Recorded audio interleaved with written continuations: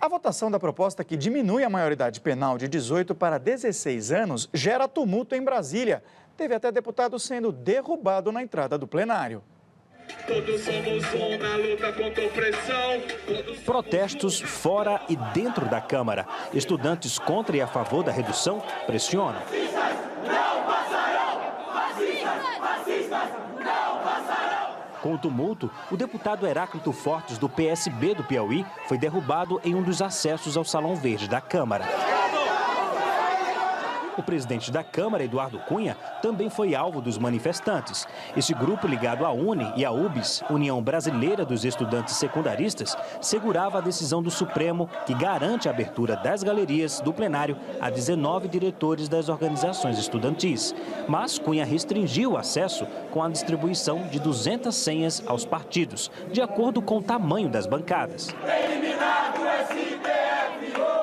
A habeas corpus é para transitar aqui, não é para entrar na galeria. A galeria tem que ter senha. Eu tenho um número, quantidade determinada, por questão de segurança, eu não posso ter um em privilégio de outros. Então, pela garantia da ordem, o critério é distribuição de senha. Antes da votação, 20 parlamentares irão defender na tribuna pontos favoráveis e contrários à redução da maioridade. Para a PEC ser aprovada, são necessários 308 votos a favor. A expectativa é que vote hoje o primeiro turno, que o primeiro turno seja concluído hoje, deve ser bem tarde. Eu acho que está em jogo muita coisa e não pode ser votado com uma ou outra inscrição. Vai ter debate amplo, geral e irrestrito. Eu acho que a discussão é com relação à impunidade ou não, dentro da realidade social brasileira. A gente não pode cultivar a impunidade. Boa noite, senhores. Boa noite. Zé Álvaro, segundo o Datafolha, 87% da população apoia a redução da maioridade penal. Esse é um daqueles temas que deve ter bastante apoio também no Congresso Nacional por causa da opinião pública. O povo, na sua opinião, está certo nesse caso? Olha, eu acho que esse é um tema... Bom, boa noite, amigos, o Portela, tudo. É um tema extremamente complexo, né? E eu acho que a maturação desse tema na sociedade, nesse caso, eu suspeito que não foi suficiente. Como nós temos efetivamente um problema de segurança pública no Brasil e tem crimes cometidos por jovens que são aliciados pelo crime organizado, passou a imagem, não é, de que isso tinha ultrapassado completamente o limite, que não tem nenhuma solução. Então, nós todos, de alguma maneira, fomos deslocados do esforço de pensar soluções de mais longo prazo, que envolve educação, que envolve melhores condições sociais. E eu não estou dizendo isso para dizer que quando você tem crimes odiantes, etc., que não deva ter punição. Eu acho que é preciso um debate mais amadurecido sobre o estatuto da criança e do adolescente, eventualmente para ampliar a internação, não é? De tal modo que isso possa se constituir um elemento de paradeiro de crimes mais graves. Agora, todos nós sabemos que não é tão simples assim, porque, na verdade, as instituições que existem hoje não estão dando conta do recado com os menores que já estão lá dentro. Tem várias pesquisas, várias reportagens mostrando que em cidades, estados como Rio de Janeiro, como São Paulo, né, os menores que são internados, às vezes, ficam menos tempo do que eles foram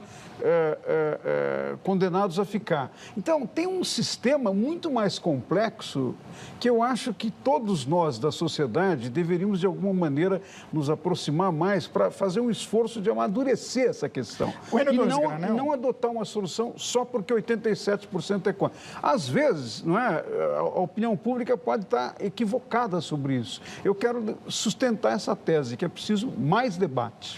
Em relação a esse debate, Zé, o Enio Torres Granel pergunta o seguinte: quem chama quem tem uma opinião diferente da dele de fascista, não está sendo fascista também? Ele se refere a esses manifestantes que foram hoje ao Congresso Nacional. Não, essa é uma outra questão importante. Quer dizer, está ocorrendo no Brasil, nesse momento, um fenômeno perigoso.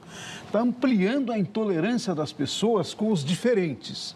Intolerância religiosa, intolerância social e, no caso da política, é muito grave. Por exemplo, eu não sou absolutamente favorável a isso que tem acontecido, por exemplo, com ex-ministros da presidente Dilma em restaurantes. Eu acho que tratar as pessoas humilhando não é uma maneira de você você enfrentar politicamente a questão. E é muito mais grave quando alguém manifesta uma opinião e aí o grupo contrário simplesmente condena, como se a pessoa não tivesse ter direito de ter a sua opinião. Eu acho que nós precisamos chamar a atenção que a característica fundamental da democracia é a diferença. Não é? Tem uma frase fantástica do George Orwell sobre isso. A liberdade consiste precisamente em você poder dizer aquilo que o outro não quer ouvir. Não é? Tem inúmeros autores que elaboraram em cima disso. Não é? A diferença, reconhecê-la e admiti-la é uma maneira da gente ter compaixão com os outros e, ao mesmo tempo, cooperação.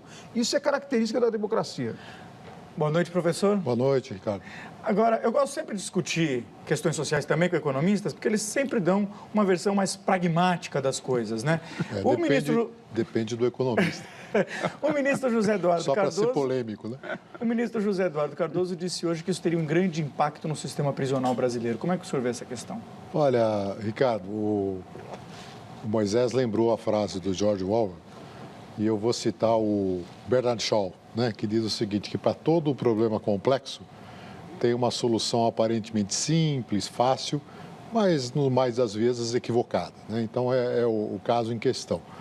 Diante de um problema extremamente grave, complexo e que necessita, sim, de um debate mais aprofundado, né, de uma discussão mais séria, né, você acaba optando pela solução que transmite muito mais uma sensação de vingança do que justiça, né?